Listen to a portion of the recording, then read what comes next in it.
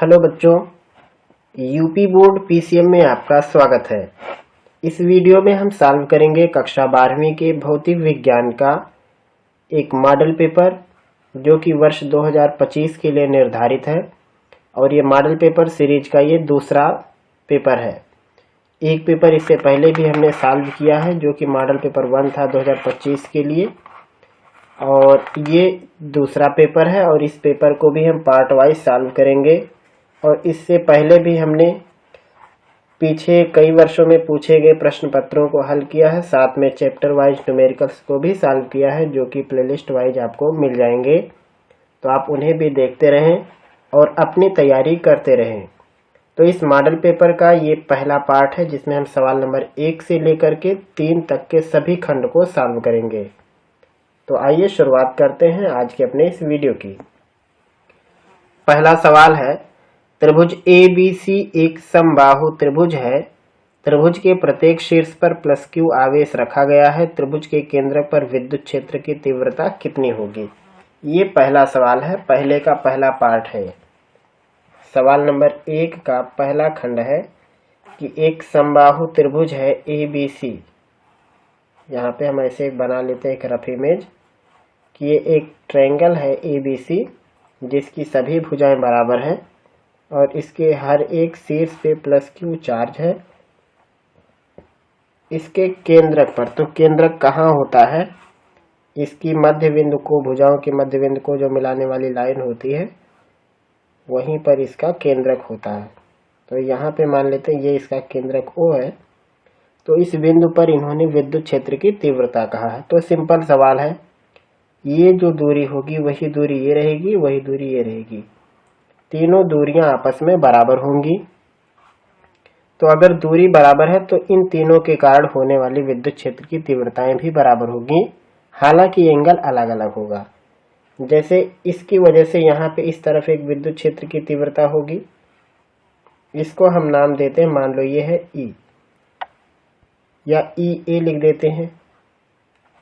और इस चार्ज के कारण इस तरफ एक विद्युत क्षेत्र की तीव्रता होगी जिसको हम लिख देते हैं EB, और इस चार्ज के कारण एक इधर विद्युत क्षेत्र की तीव्रता है, इसे हम नाम देते हैं EC। अब यहाँ पे आप देखोगे तो इनके दोनों के बीच का जो एंगल है ये मिलेगा आपको 120 डिग्री। ऐसे ही आपको ये एंगल भी मिलेगा 120 डिग्री और ये एंगल भी आपको मिलेगा 120 डिग्री। तो यहाँ पे हम एक अलग इमेज बना देते हैं, कुछ इस तरीके से ये रिजल्ट इनका बाहर आया है। ये है EC, EA और ये EB। वैसे अगर परिमाण में बात करें तो सभी बराबर हैं, EB, EA, EC सब के सब बराबर हैं क्योंकि सेम चार्ज सेम डिस्टेंस है। तो ये अगर देखा जाए तो ये सब के सब वैल्यू में बराबर है। हमने यहाँ पे केवल संकेत अलग अलग बदल दिए ताकि हमें पता चले। तो जब दो वेक्टर के बीच का कोण 120 डिग्री होता है तो उनका जो रिजल्ट होता है उनके ठीक बीच में से गुजरता है और उसकी वैल्यू किसी एक के बराबर होती है। तो आप चाहे इन दोनों के बीच का परिमाण निकाल लो या इन दोनों के बीच या इन दोनों के बीच। जैसे मान लो हम इन दोनों के बीच का रिजल्ट निकालेंगे तो रिजल्ट इनके ठीक बीच में आएगा, इसके ठीक बीच में। और कितना आएगा? जितना यहाँ पे वैल्यू लिखा है वही आएगा। यानी यहाँ पे या तो EA की वैल्यू आप लिख दो या तो EB की वैल्यू, क्योंकि हकीकत में सब आपस में बराबर। मान लो हमने इसको भी E नाम दिया, इसको भी E, सबका परिमाण मान लो E है, तो यहाँ पे इसका रिजल्ट E ही रहेगा। अब दो वेक्टर बराबर और विपरीत हो गए तो उनका रिजल्ट 0 हो जाएगा। यानी समबाहु त्रिभुज के केंद्रक पर विद्युत क्षेत्र की तीव्रता 0 होगी अगर तीनों पर एक समान चार्ज है तो, अन्यथा परिणामी तीव्रता केंद्रक पर कभी भी 0 नहीं होगी। तो इसका जवाब ये होगा कि यहाँ पे तीव्रता 0 हो जाएगी। इस टाइप के सवाल को और डिटेल से सीखने के लिए आप हमारा जो वेक्टर का वीडियो है वह उसको देख सकते हैं, जिसमें अलग अलग एंगल पर जो वेक्टर हैं उनका वियोजन कर करके सवालों को लगाया गया है। तो वहाँ पर जाकर के आप इसको सीख सकते हैं। या फिर विद्युत आवेश और क्षेत्र का जो वीडियो है उसमें 19 वीडियो है लगभग उस प्लेलिस्ट के अंदर, वहाँ से भी आप इस टाइप के सवाल लगाना सीख सकते हैं। तो यहाँ पे आप विकल्प में देखेंगे तो आपको ये मिलेगा कि इसका पहला वाला विकल्प जो दिया है 0 ये सही है। अगला सवाल इन्होंने दिया है 40 वाट और 60 वाट के दो बल्ब 220 वोल्ट की लाइन में जोड़े जाते हैं, उनके प्रतिरोधों का अनुपात कितना होगा। तो ये दूसरे का दूसरा खंड है, पहले का दूसरा। एक 40 वाट का, तो उसको हम P1 लिख देते हैं 40 वाट, और इसको 220 वोल्ट से जोड़ा गया है। तो यहाँ पे R1 का सूत्र हो जाएगा V²/P1। ये सूत्र होता है PV और R के बीच में, P बराबर होता है V²/R। तो R को हमने इधर लिख दिया तो हो जाएगा R1 बराबर V²/P1। इसको समीकरण 1 कह दो। इसी तरह से R2 बराबर होगा V²/P2। अब आप कहोगे V को क्यों नहीं बदले, क्योंकि दोनों बार उनको 220 वोल्ट से ही कनेक्ट किया गया है। तो P2 की वैल्यू है 60 वाट, और ये तो वोल्ट में है। अब यहाँ पे R1/R2 दोनों के प्रतिरोधों में अनुपात जब आप निकालोगे तो V से V कट जाएगा। तो ये लिखा P2/P1। P2 की वैल्यू 60, P1 की वैल्यू 40। 60/40 यानी 6/4 यानी 3/2। तो यहाँ से आपको R1/R2 मिलेगा 3/2 का, और ये इस सवाल का जवाब बन जाएगा। अब देखते हैं विकल्प कहाँ है। तो ये इसका डी वाला ऑप्शन है 3/2, ये सही रहेगा। इसका तीसरा खंड है एक ऊंचाई ट्रांसफार्मर की कुंडलियों में 1000 और 3000 फेरे हैं। तो ये जो 1000 है ये है प्राइमरी, और ये 3000 ये है सेकेंडरी। यदि प्राथमिक कुंडली के सिरों के बीच विभवांतर 80 वोल्ट हो तो द्वितीय कुंडली के प्रति फेरों में विभवांतर। तो यहाँ सवाल में थोड़ा सा घुमा फिरा के कहा है। कभी कभी ये पूछते हैं कि द्वितीय कुंडली से उत्पन्न विभवांतर या सिरों के बीच विभवांतर, लेकिन यहाँ इन्होंने कहा है प्रति फेरे में विभवांतर, यानी वोल्ट जो निकालना है वो टर्न के हिसाब से निकालना है। तो सवाल केवल लंबा चौड़ा है, बाकी लगाना आसान है। सूत्र होता है VS/VP बराबर NS/NP। VS सेकेंडरी वोल्टेज, इसके बारे में जानकारी नहीं है। VP प्राइमरी वोल्टेज है 80 वोल्ट। NS सेकेंडरी टर्न है 3000 और प्राइमरी टर्न है 1000। यहाँ पे सेकेंडरी वोल्टेज दिया है, सेकेंडरी वोल्टेज निकालना, सॉरी प्राइमरी वोल्टेज इन्होंने 80 दे रखा है, और उसके बाद यहाँ पे प्राइमरी जो टर्न है वो 1000 है और सेकेंडरी टर्न जो है वो 3000 है। तो यहाँ से अगर आप VS की वैल्यू निकालोगे तो ये 30 कट जाएगा, तो ये आएगा 3 × 80 यानी 240 वोल्ट। सेकेंडरी कॉइल से जो वोल्ट निकलेगा वो इतना होगा, लेकिन ये नहीं निकालना है। इन्होंने कहा था कि प्रति फेरे में विभवांतर निकालो, तो लिखेंगे VS पर टर्न। प्रति फेरे में विभवांतर जो होगा वो कैसे आएगा, 240 में कुल फेरों की संख्या, तो कुल फेरे हैं सेकेंडरी में 3000, डिवाइड कर देंगे यहाँ पे, तो ये आएगा 0.24/3 यानी 0.08 वोल्ट पर टन, यानी प्रति फेरे में 0.08 वोल्ट रहेगा, और यही सवाल का जवाब हो जाएगा। तो ये विकल्प में देख लेते हैं कहाँ है ये डी वाला ऑप्शन है 0.08 वोल्ट, ये इसका सही जवाब होगा।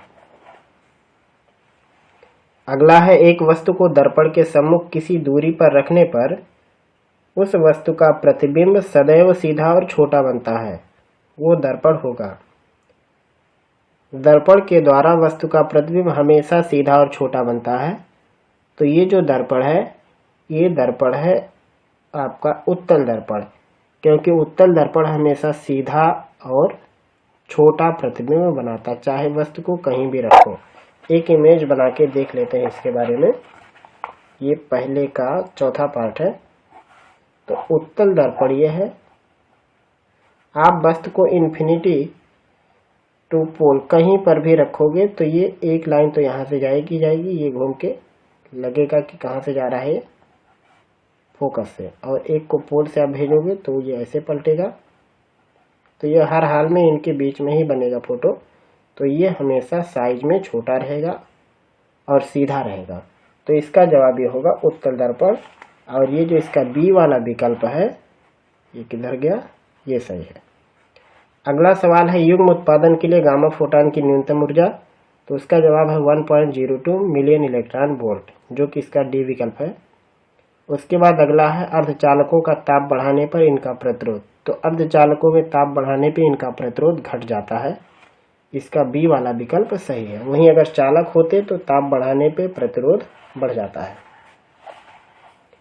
उसके बाद अगला सवाल है सवाल नंबर 2 का पहला, यदि आवेशित समांतर प्लेट संधारित्र की प्लेटों को परस्पर निकट लाया जाए तो उनके विभवांतर में क्या परिवर्तन होगा। तो ये सवाल 2 टाइप से पूछते हैं। ये कभी कभी कह देते हैं कि आवेशित संधारित्र को उनकी प्लेटों को दूर ले जा रहे हैं, तो कभी कभी ये पूछते हैं नजदीक ला रहे हैं।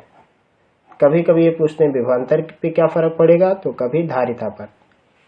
तो जो धारिता होती है उसका सूत्र होता है epsilon not a by D, यानी कह सकते हैं सी सीधे दूरी के व्युत्क्रमानुपाती है। तो जब हम प्लेट को नजदीक लाएंगे तो धारिता बढ़ेगी, ये बात आपको ध्यान रखना है। जब हम प्लेटों को दूर ले जाएंगे तो धारिता जो होगी इसकी वो कम हो जाएगी। लेकिन यहाँ पे धारिता में सवाल नहीं, यहाँ पे वोल्टेज का है। वोल्टेज जो होता है वो डिस्टेंस के बिल्कुल समानुपाती होता है। जब हम दूरी घटाएंगे विभवांतर घटेगा, दूरी बढ़ाएंगे विभवांतर बढ़ेगा। ये सिंपल बात ध्यान रखना। तो जब जब हम आवेशित संधारित्र की प्लेटों को एक दूसरे के निकट लाने की कोशिश करेंगे तो उनके सिरों का जो विभवांतर होगा वो घटने लगेगा। ये इसका सीधा सीधा जवाब होगा। और अगर प्लेटों के बीच की दूरी बढ़ाते तो विभवांतर बढ़ जाता। तो इसमें जो उत्तर में आएगा, इसका जो उत्तर लगेगा वो होगा घट जाएगा। विभवांतर जो होगा घट जाएगा या कम हो जाएगा। यह है सवाल नंबर 2 का पहला पार्ट। अगला सवाल है सवाल नंबर 2 का दूसरा पार्ट, अपवाह वेग क्या होता है। तो यहाँ पे कई सवाल है। अपवाह वेग क्या है, धारा के लिए चिन्ह परिपाटी नियम, तरंगों के अध्यारोपण का नियम, ये सारी चीजें लिखने वाली हैं। तो इसलिए हमने इनका उत्तर पहले से ऑलरेडी लिख रखा है, जिससे आपको बताया जा सके आराम से। ये अपवाह वेग है, हमने पहले से लिख दिया है। आप इसको भी अपने कॉपी पर लिख सकते हो, वीडियो रोक करके स्क्रीनशॉट लेकर के, कि जब किसी धातु के तार को एक बैटरी से जोड़कर उनके सिरों के बीच विभवांतर स्थापित करते हैं तो मुक्त इलेक्ट्रॉन तार की लंबाई की दिशा में उच्च विभव वाले सिरे से निम्न विभव वाले सिरे की ओर एक औसत वेग से गति करते हैं। इस औसत वेग को मुक्त इलेक्ट्रॉनों का अनुगमन वेग कहते हैं। अगला था धारा के लिए चिन्ह परिपाटी नियम। तो नियम यह है कि किसी विद्युत परिपथ में संधि की ओर आने वाली धाराएं धनात्मक लिखी जाएंगी और संधि से निकलने वाली धाराएं ऋणात्मक लिखी जाएंगी। अगला था तरंगों के अध्यारोपण का सिद्धांत। तो इसका जवाब यह है कि जब दो तरंगे किसी माध्यम में एक समान आवृत्ति से एक साथ एक ही दिशा में चलती हैं तो इनके अध्यारोपण से माध्यम के विभिन्न बिंदुओं पर परिणामी तीव्रता उन तरंगों की अलग अलग तीव्रताओं के योग से भिन्न होती है। इस घटना को हम व्यतिकरण कहते हैं। इसमें चाहे तो आप थोड़ा सा और ऐड कर सकते हो कि किसी बिंदु पे परिणामी तीव्रता उनके योग से काफी अधिक और कुछ जगह पर काफी कम, यानी लगभग शून्य के बराबर हो जाती है। जहां अधिक होती है वहां पे संपोषी व्यतिकरण और जहां कम होती है वहां पे विनाशी व्यतिकरण। इसे भी आप ऐड कर सकते हो। अगला सवाल था एलआर प्रत्यावर्ती धारा परिपथ में शक्ति गुणांक। तो सूत्र होगा R/√R² प्लस XL², जहां XL जो है यह है धारितीय प्रतिघात। उसके बाद अगला था रेखीय आवेश घनत्व के बारे में लिखो। तो किसी चालक पर यदि एक समान रूप से आवेश वितरित है तो चालक पर वितरित आवेश और चालक पदार्थ की लंबाई के अनुपात को चालक का रेखीय आवेश घनत्व कहते हैं। इसे लैम्ब्डा से लिखते हैं। सूत्र होता है Q/L, मात्रक होगा कूलाम पर मीटर। तो ये है इन सभी खंडों के जो एक एक पार्ट थे उनका सॉल्यूशन। अगला सवाल है, किसी आवेशित गोलीय चालक के बाहर विद्युत क्षेत्र का मान ज्ञात करो। यह है सवाल नंबर 3 का पहला पार्ट। तो हम मान लेते हैं कि कोई एक चालक है तो उसका पूरा आवेश उसके बाहर ही रहेगा, और उसके बाद इस पे कहा है किसके बाहर, तो हम इसके सेंटर से कुछ दूरी पे, मान लो r डिस्टेंस पे हम एक पॉइंट लेते हैं जहाँ पे हमें निकालना, मान लो ये पॉइंट P है। तो इसके लिए सबसे पहले हम यहाँ पे एक गॉसियन पृष्ठ बनाएंगे कुछ इस तरीके से। तो यहाँ पे आपको लैंग्वेज में लिखना पड़ेगा कि माना प्लस Q आवेश एक r त्रिज्या के गोले पर एक समान रूप से वितरित है। इस गोले के केंद्र से r दूरी पर स्थित बिंदु P पर विद्युत क्षेत्र की तीव्रता ज्ञात करनी है, जहां पे हमने r त्रिज्या का यानी कैपिटल R त्रिज्या का एक गॉसियन पृष्ठ बनाया है। तो बिंदु P से होकर गुजरने वाला कुल हमें निकालना है विद्युत फ्लक्स, या फिर इस गॉसियन पृष्ठ से होकर गुजरने वाला कुल विद्युत फ्लक्स। तो उसका जो सूत्र होगा वो होगा E vector dot dA vector. Phi का मतलब होता टोटल चार्ज बटे एप्सिलॉन नॉट। E फिक्स रहेगा, ये नहीं बदलेगा, और डॉट dA इस छोटे मोटे पार्ट का एरिया इनटू एंगल। तो यहाँ पे जो एंगल होगा cos 0, तो E dA cos 0 हो जाएगा, क्योंकि E भी इसी डायरेक्शन में है और dA भी इसी डायरेक्शन में है। तो dA ये पूरा का पूरा वृत्त बन जाएगा, यानी हो जाएगा ये वृत्त नहीं सॉरी गोला, और गोले का क्षेत्रफल होता है 4 पाई r स्क्वायर इंटू ए। तो यहाँ से E की वैल्यू मिलेगी, ये पूरा पार्ट नीचे हो जाएगा, तो 1/4 पाई एप्सिलॉन नॉट Q बटे r स्क्वायर। ये हो जाएगा किसी एक समान रूप से आवेशित गोले के कारण उसके बाहर किसी बिंदु पर विद्युत क्षेत्र की तीव्रता। अब यहाँ पे एक बात आपको और लिखना, देखो यहाँ पे इसमें ये वाला r नहीं आया, तो यहाँ पे आप लिखोगे कि बाहर के बिंदुओं के लिए जो गोला होता है ये एक बिंदु आवेश के जैसा व्यवहार करता है, आप ये भी लिख सकते हो। तो यह सवाल नंबर 3 के पहले पार्ट का डेरिवेशन, और जिसमें शब्दों में क्या लिखा है इसको हमने आपको शुरू में ही बोल के बता दिया। उसके बाद एक और न्यूमेरिकल है, ये जो न्यूमेरिकल है इसको आप देख लीजिए कि एक इलेक्ट्रॉन और प्रोटॉन परस्पर 4.3 नैनोमीटर दूरी के लिए द्विध्रुव आघूर्ण का मान बताओ। तो ये है तीसरे का दूसरा खंड। द्विध्रुव आघूर्ण P होता है, सूत्र होता है यहाँ पे Q इंटू 2L, 2L मतलब बीच की दूरी। तो Q 1.6 हो जाएगा इंटू 2L, उनके बीच की दूरी है 4.3 नैनोमीटर। तो 4.3 नैनो मतलब 10⁻9। इसका गुणा करेंगे जो भी बनेगा उत्तर 16×3 48, 16×4 64 और 4 68, 2 अंक के बाद दशमलव लग जाएगा, और 19×9 28, ये हो जाएगा कूलाम मीटर। इसका जवाब बन जाएगा। अगला है सवाल नंबर 3 का तीसरा खंड। ये क्या है? तीसरा खंड ये है उत्तल दर्पण और अवतल दर्पण को किस तरह से पहचानेंगे, सचित्र वर्णन करें। तो अभी जो विकल्प में भी था यही इसका एक खंड है। उत्तल दर्पण जो होता है ये प्रतिबिंब सदैव सीधा बनाता है। अवतल दर्पण जो ये है, अवतल दर्पण में जब वस्तु फोकस और अनंत के बीच होती है तब ये वस्तु का उल्टा प्रतिबिंब बनाता है, लेकिन जैसे ही वस्तु फोकस और पोल के बीच आती है अवतल दर्पण सीधा प्रतिबिंब बनाने लगता है। तो इसको दो तरीके से पहचान सकते हैं कि उत्तल दर्पण जब सीधा प्रतिबिंब बनाएगा तो छोटा बनाएगा, और अवतल दर्पण जब सीधा प्रतिबिंब बनाएगा तो बड़ा बनाएगा, या फिर एक उल्टा बनाएगा एक सीधा बनाएगा। दोनों तरीके से आप पहचान सकते हैं। तो हम यहाँ पे केवल एक ही रीजन वाला इमेज बना रहे हैं कि कहीं पे अवतल दर्पण के लिए वस्तु है, ये फोकस दूरी से जाती हुई दिख रही है, एक पोल पर गई वापस हो गई, और इन्होंने एक छोटा प्रतिबिंब बनाया। वहीं जब बात हम अवतल दर्पण की करेंगे और जब वस्तु इसके फोकस और पोल के बीच होगी तो एक लाइन ऐसे गया ये पोल से चला जाएगा, इसको पीछे बढ़ा देंगे, ये सॉरी ऐसे, और एक पोल से जो जाएगा उतने एंगल पर वापस होगा तो लगेगा कि ये पीछे से आ रहा है।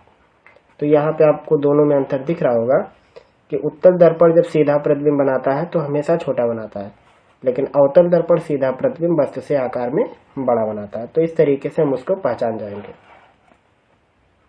उसके बाद तीसरे का चौथा खंड है 6000 एंगस्ट्रॉम तरंगदैर्घ्य के फोटॉन की आवृत्ति बताओ। ये है तीसरे का चौथा पार्ट। तो आवृत्ति न्यू बराबर होता है c बटे लैम्डा। c यानी 3 × 10⁸ और लैम्डा की वैल्यू 6000 एंगस्ट्रॉम, एंगस्ट्रॉम माने 10⁻10। तो 3 जीरो खत्म हो जाएगा तो ऋण 7 इसको ऊपर कर दो, तो 3/6 × 10⁸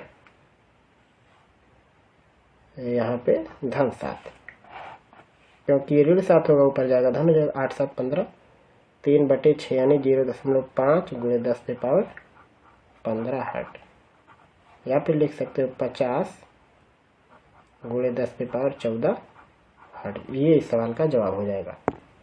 50 नहीं, सॉरी 5 × 10⁻14 हर्ट, ये इस सवाल का जवाब बन जाएगा। तो आज के इस पार्ट में बस इतना ही। जिसमें हमने सवाल को सॉल्व किया है वह सवाल नंबर 1 से लेकर के सवाल नंबर 3 के चारों खंड को। उम्मीद है कि इस वीडियो में बताई गई बात आपको समझ में आई होगी। किसी तरीके का अगर आपका कोई प्रश्न है तो आप हमसे कमेंट सेक्शन के जरिए पूछ सकते हैं। फिर मिलेंगे हम लोग आगे के पार्ट में आगे के टॉपिक के साथ।